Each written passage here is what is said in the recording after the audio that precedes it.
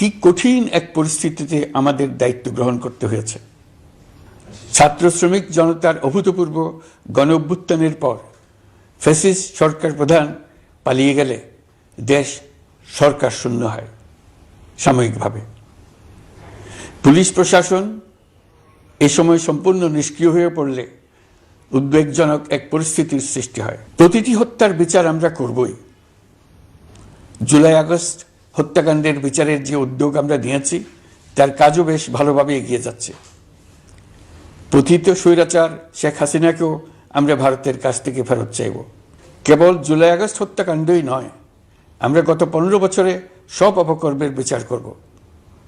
অসংখ্য মানুষ গুম হয়েছে, খুন হয়েছে। এই সময় আমরা গুমের তদন্তে একটা কমিশন গঠন করেছি। কমিশন প্রধান আমাকে জানিয়েছেন অক্টোবর পর্যন্ত তারা 1600 গুমের তথ্য পেয়েছেন। এসবের সঙ্গে জড়িতদের আমরা বিচারের কাঠগড়ায় দাঁড় করাবই।